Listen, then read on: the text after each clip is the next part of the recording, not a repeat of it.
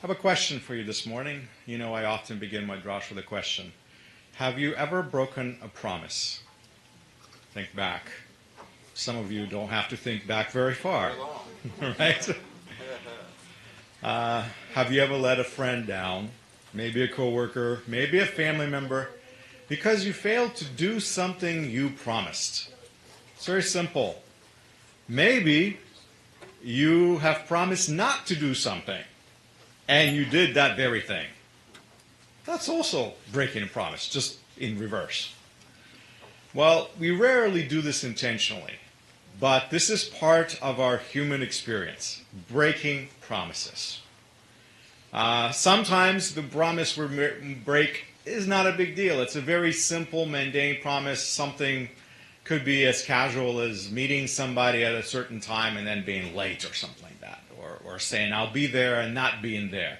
Sometimes the promises we break could be quite major. They can affect things in a very substantive way. Now, those moments we usually live to regret, don't we? We feel bad about that. We look back, we see that we made a promise, we did not do good on that, and so we may feel remorseful. We may even try to make up for those failures, for those moments when we did not live up to the promises we made. And you know, that is a very healthy response to a broken promise. Because as little as it may seem to us sometimes, this is actually a quick little check to our integrity in our everyday life. In our weekly reading, Miketz, we just read about the Pharaoh of Egypt and how he had some mysterious dreams. Well, they were not so strange and unusual because the things that he dreamed about were very mundane. You know, cows and grain growing, not like some of the sci-fi things or something that's hard to imagine. These were everyday objects, right? But no one could give him a cohesive interpretation. Deep inside, Pharaoh knew that there was something important about these dreams. These dreams were not just dreams. They were more than that. Egyptians were very superstitious about dreams. I don't know if you know this or not. They had entire schools of wise dream interpreters devoted to this very task of understanding and figuring out what it is that people dream and what it means and what's going to be. They were very serious about dream interpretation, let's put it this way. And so here he has these dreams and nobody can explain it to him. And at that very moment, we read that the cupbearer, a very interesting job that is no longer available to most people today, the cupbearer remembers his experience with Joseph in the jailhouse. And that's a pivotal moment. You see, earlier, the cupbearer promised Joseph to put in a good word for him. Remember, he interpreted his dream. And so, now that he has been forgiven, now that he has been restored to his position, he got his job back, he's out of the jail, he simply forgot about Joseph. He did not fulfill his promise. He just kind of let it go. He wanted to forget that whole experience and put that sad moment of his life behind him. He didn't even want to remember that he was out there in jail. So, Joseph's loss. He did not remember him. But now, at this moment, now that Pharaoh faced a problem, and his problem was puzzling dream that he could not understand or interpret, now the cupbearer remembers the promise that he made. An occasion of that situation makes him all of a sudden remember, oh, I forgot. I promised this young man to help him out, and they didn't. And this is where we come in reading Genesis 41 chapter in verse 9. The cupbearer says very interesting words, very short statement, but very full of meaning. It says, Et chatani ani mazkir ayom, which can literally translate as, my sin I am forced to remember today. Think about it. This occasion, this just simple moment, Pharaoh being puzzled, And the cupbearer realizes, man, I really messed up. And this situation reminds me of this forgotten promise that I made. And regardless of the translation you read, and different translations are going to put this differently, they will say this was his offense or a misdeed.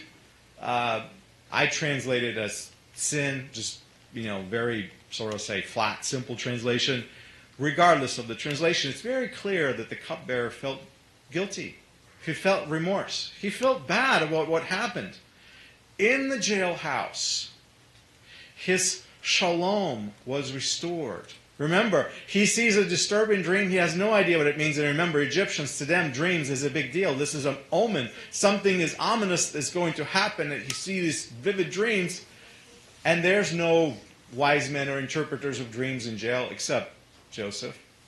And so he is tossing and turning. He can't sleep. He can't rest. And all of a sudden, this young man, this slave, this Hebrew slave comes and he says, I can help you. I can interpret your dream for you. So his shalom was restored. He was able to rest. He got some sort of a comfort in that jailhouse from Joseph. And then when he left, he forgot all about it. He let it go. And now, at this moment, all of a sudden, he's reminded of that promise. So he felt bad about it. And that is why the cupbearer calls his behavior chet. He calls it sin. So I think there are a couple of lessons that we can perhaps derive from the story for ourselves today. This is an ancient story, but I believe that these ancient stories teach us contemporary things that are applicable to our lives even today. So perhaps we can learn a couple of things from the cupbearer. So I have two things to offer to you this morning. When we realize we fail, whether it's a broken promise or something else, doesn't really matter, we must admit our wrong. It's that simple. That's what cupbearer did. In a very simple, clear phrase, he said it. Now, admitting wrong takes courage and humility. I think these are qualities that are becoming less frequent around us these days. People don't like to own their mistakes. But it takes courage and humility to say, I messed up. I should have done something and I didn't do it.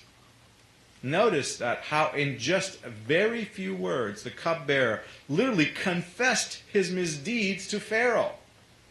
Now, you know that he didn't have to do so. He didn't have to tell Pharaoh, oh, I sinned. He could have told that story differently. He could have left out some of the details of what really happened in the jailhouse. But the cupbearer was very forthcoming. He told to Pharaoh, I messed up when I was in jail. I made a promise I didn't keep. And so this is how he came clean. He admitted that he wronged Joseph. And he gave him a promise that he didn't keep. So now he's remorseful. Now he wants to change things. Now he wants to turn things around. So that brings me to point number 2. Whenever we are reminded of sin, that very moment, whether it's a broken promise or something else, doesn't really matter, we should seek to make up for it right away. When it comes to your mind, don't delay. See if you can correct it and fix it right away. If you have to apologize to somebody, apologize to that person right away. Don't hold it and say, oh, I'll see that person next week. Because guess what? If you make that promise to yourself, that might be a promise you break once again. Just do it right away. If these things come up in your mind and you feel remorseful and you feel in your heart that this is something you have done wrong, fix it. Try to make amends for it right away. The circumstances that Pharaoh faced, the situation that they were in, basically made him remember. It forced him to remember what happened. Does that ever happen in your life where you see something and something that you see reminds you of something else, and that something else may not be so positive? Well, that's exactly what happened. But he decided to change it. He decided just because he didn't keep his promise, he's going to reverse things right now. So the circumstances were right, and he knew that the dream, as being an Egyptian, of course, he knew that the dream must be somehow tied to the fate of Pharaoh. Pharaoh is upset. He's frustrated. He can't figure out what this means. Now the cupbearer can be a hero. He can step up and help him at this difficult moment. And that's exactly what he does. Now, when Pharaoh has dreams, those dreams might not have to do just with Pharaoh himself. It may actually has to do with his entire kingdom and everything else around him, which is exactly what happened in the story. It wasn't just Pharaoh's fate in his future, it's the future of his country. And the future of other countries that are around about Egypt are tied in with what happens in ancient Egypt. So we, a lot of times, do not even see how much could be at stake in a very simple action. So that day, the cupbearer acted to make amends, and he spoke up about Joseph, and in doing so, he set in a chain of events into action. A whole entire chain of events that he could not possibly foresee. Could he foresee that Joseph would be put into a position of high honor after that? No, he had no idea that this Hebrew slave who's just going to be dragged out of a jailhouse is going to be set up as a top official in the government of Pharaoh. He had no idea that was going to happen. He just did what he needed to do to make the wrong that he did right. So that brings me to a thought that we should not lose sight that sometimes our failures, our broken promises, they happen actually for a reason. Think about it for a moment. They're meant to be a part of our journey. Sometimes, I was going to say, we're meant to break some promises, maybe. Because at some moment, we will be in a position to change things and help someone else, perhaps. Perhaps at some other time, that will come up again. So, at different times in our life, we mess up. And later, we may actually use our mistakes, our regrets, our bad experiences to raise somebody else up. Sometimes we're allowed to make these mistakes and fail, essentially, so that we can be in a position to help up somebody else. Because the truth is, by then, we have already been there, and we got ourselves out of that situation. So, often we cannot see this. We don't see the big picture. We just walk around life with tunnel vision, and all we see that's what's in front of us, what's in our little world. But we might just regret the things we do. But those things we do, the sins we sin, the mistakes we make, the messes we create, they make us sensitive and tender to someone else's pain and anguish. When they go through something very similar, we can identify with them. And maybe, just maybe, we were in that situation so that we can help them solve their puzzling dream or something else. It's difficult to say. All I'm trying to communicate is that sometimes things turn out to be in a most unexpected way, and it's connected to our broken promises and failures and mistakes that we make along the way. The Lord positions us in a very unique way, just as the cupbearer was positioned that day in the Pharaoh's court, to lift up Joseph out of jail that he has been waiting for a long time.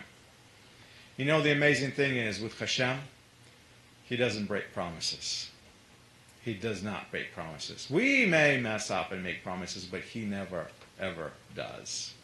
So, we rarely think that a simple broken promise can lead to something like this, but with Hashem's help, it can. So I say, let's recognize our transgressions. Let's embrace them as we learn from the cupbearer. Let's allow the circumstances to lead us to correct them as soon as we can, as soon as we have the chance to do so. And let's allow this story to speak to us. Let's allow Torah to lead us into a better, more informed life as we walk with Hashem, this walk of faith, day after day.